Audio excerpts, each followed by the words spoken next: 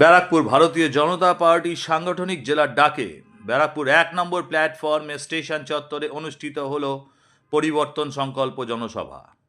ব্যারাকপুর ভারতীয় জনতা পার্টির সাংগঠনিক জেলার ডাকে রাজ্যের শাসক দলের অপশাসন ও দুর্নীতির প্রতিবাদে ব্যারাকপুর ১ নম্বর প্ল্যাটফর্ম চত্বরে অনুষ্ঠিত হল এক বিশাল পরিবর্তন সংকল্প জনসভা।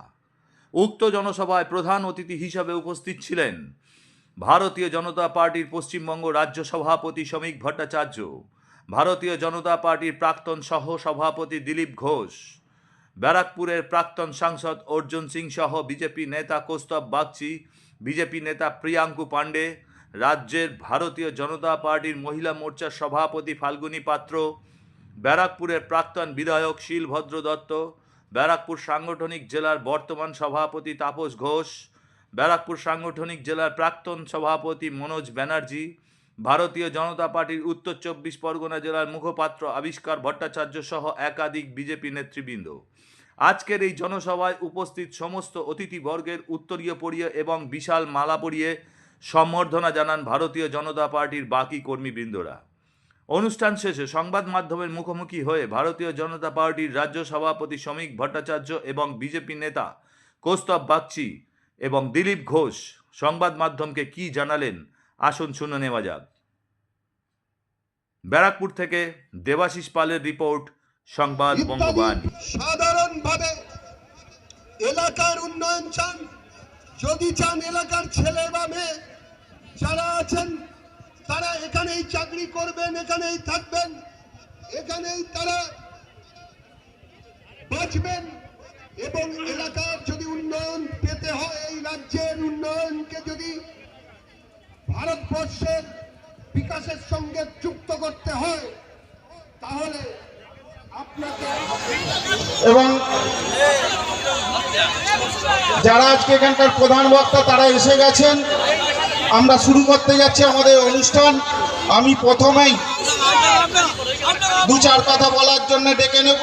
এই সভায় শুভ সূচনা করবেন শান্তনু সরকার মহাশয়, আপনি আসবেন।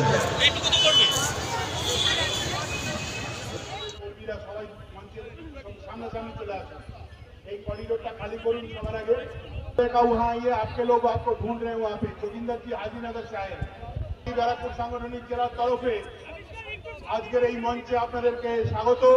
মিডিয়ার সামনে যারা দাঁড়িয়ে আছেন খালি করুন, আমাদের কার্যকর্তারা মিডিয়ার সামনে আমাদের কার্যকর্তারা দাঁড়িয়ে আছেন। আমাদের মাননীয় রাজ্য সভাপতি এবং আমাদের প্রাক্তন রাজ্য সভাপতি তিনি তো এখানে এসে পৌঁছবেন। আপনারা সকলে শান্তভাবে এই অনুষ্ঠান আমরা সংগঠিত করব এই অনুরোধ রাখছি। वंदे मातरम, बीजेपी जिंदाबाद, नरेंद्र मोदी जिंदाबाद, जेपी नड्डा जिंदाबाद, जय श्री राम। ব্যারাকপুরের জনতা বন্ধুগণ, মাননীয় রাজ্য সভাপতি সুবক্তা পার্লামেন্ট সদস্য শ্রমিক দা এসে গেছেন, তার ভাষণ শোনার জন্য আমরা এসেছি। এই জেলার সভাপতি তাপস ঘোষ উপস্থিত আছেন, প্রাক্তন সভাপতিরা আছেন, প্রাক্তন এমপি জুঝারু নেতা প্রবীণ আমাদের রাজনীতিবিদ অর্জুন দা আছেন, এছাড়া মন্ত্রীর সাথে খায়।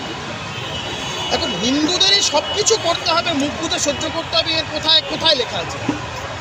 হরগোবিন্দ দাস চন্দন দাসকে হত্যা করা হবে, হিন্দু বাঙালি হওয়ার কারণে আমাদের চুপ থাকতে হবে। মুখ্যমন্ত্রী ঈদের মঞ্চ থেকে দাঁড়িয়ে হিন্দু ধর্মকে গন্ধা ধর্ম বলবেন, তাতেও আমাদের চুপ থাকতে হবে। মুখ্যমন্ত্রী দুর্গাপুজোর উদ্বোধনে গিয়ে মাথায় হিজাবের মতন করে কাপড় পরে দুর্গাপুজোর উদ্বোধন করবে, সেটাতেও আমাদের চুপ থাকতে হবে। দিনের পর দিন হিন্দুদের হালাল মাংস খেতে হবে, মুখ বন্ধ করে এটা তো চলতে পারে। আমরা বলছি যে হিন্দু ধর্মে যারা বিশ্বাসী, যারা হিন্দু ধর্মাবলম্বী মানুষ, তারা কেন হালাল মাংস খায়? তারা হিন্দু ভাইদের দোকান থেকে বা ধরুন এমন দোকানে খাচ্ছেন বা যেখানে খেতে যাচ্ছেন, দেখুন আমি বিরিয়ানি খাবার বিরুদ্ধে নই, আমি বিরিয়ানি নিজেও খুব ভালোবাসি, কিন্তু আমি বলছি এমন জায়গা থেকে আমাদের খেতে হবে যেখানে হালাল মাংসটা দেওয়া হয় না। আমরা হালাল মাংস খাবো না, এই হালাল ইকোসিস্টেমটার বিরুদ্ধে। তারা হালাল মাংস খায় বলে 30% হালাল মাংস খায় বলে 70%কে মুখ বুঝে সহ্য করে সেই হালাল মাংস খেতে হবে কেন? আমরা ঝটকা মাংস খাবো, আমাদের হিন্দু ভাইদের দোকান থেকে কিনবে। যে মাংস হিন্দু ভাইদের দোকান থেকে আসছে বা যে মুসলমান মানুষকেও মাংস বিক্রি করছে, তাদেরও এটা মাথায় রাখা উচিত যে হিন্দু মানুষজন তারা হালাল মাংস খায় না। আড়াই পাঁচে যেন মাংসটা না কেটে হিন্দু ভাইদের যেন না খাওয়া মাংস কাদের দোকান থেকে কিনবে? একদম হিন্দুদের দোকান থেকে কিনবে, বহু হিন্দু মাংস কিনবে।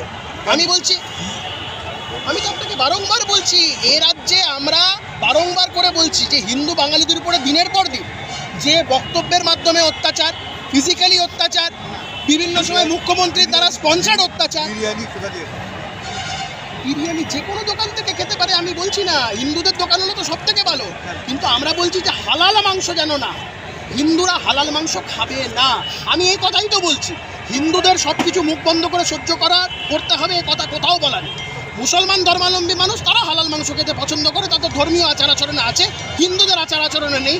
ওদের আচার আচরণে আছে বলে 30%কে মুখ বন্ধ করে 70%কে মুখ বন্ধ করে 30% যা খায় সেটা খেতে হবে, এটা চলতে পারে। শুনলাম বলেছেন যে এত শীত পড়েছে এটাও বিজেপির চক্রান্ত। জেলায় জেলায় তৃণমূলের কোন্দল দেখা যাচ্ছে, নামখানায় মন্ত্রীকে হেনস্থা, নামখানায় মন্ত্রীকে হেনস্থা, চলে যাবার সময় এগুলো হয়। যে কোনো বড় সাম্রাজ্যের, কোনো রাজতন্ত্রের যখন অবসান হয় তখন সেখানে গুপ্ত হত্যা বাড়ে, দোষারোপ বাড়ে, একে অপরের প্রতি আক্রমণ বাড়ে। তৃণমূল যাবার বেলায় ওই 25-75-এর ভাগ নিয়ে কিছু সমস্যা আছে, সকলকে দিয়ে খাওয়ার কিছুটা সমস্যা আছে, ওই নিয়ে সংঘর্ষ।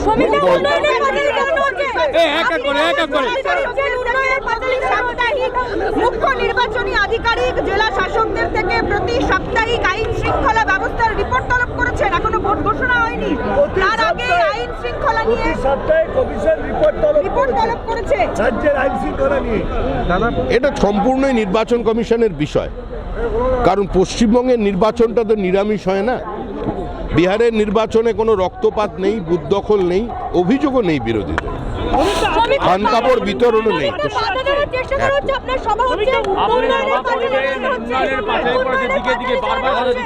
ওটা ওরম করে, সব কথা ধরতে ওরা একটু আনন্দ করবে না।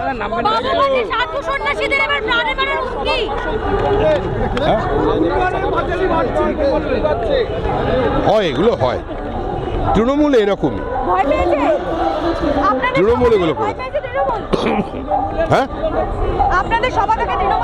দোর্দণ্ডপ্রদ মুখ্যমন্ত্রী মমতা বন্দ্যোপাধ্যায় যার নেত্রী, তারা ভয় পায়।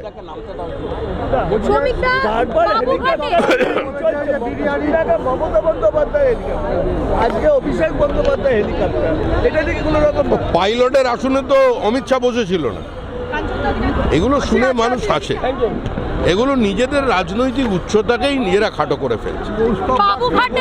বাবুঘাটে সাধু সন্ন্যাসীদের প্রাণে মারার হুমকি দেওয়া হচ্ছে, তারা বসে আছেন বলে, গঙ্গাসাগরে যাবেন বলে যারা বাবুঘাটে রয়েছেন সাধু সন্ন্যাসীরা, তারা বলছেন এখানে মৌলবাদী ধর্মান্ধর কিছু র্যাডিক্যালাইজড লোকজন আছে, তারা এটা করতে পারে, তাদের নিরাপত্তার দায়িত্ব রাজ্য সরকারকে নিতে হবে।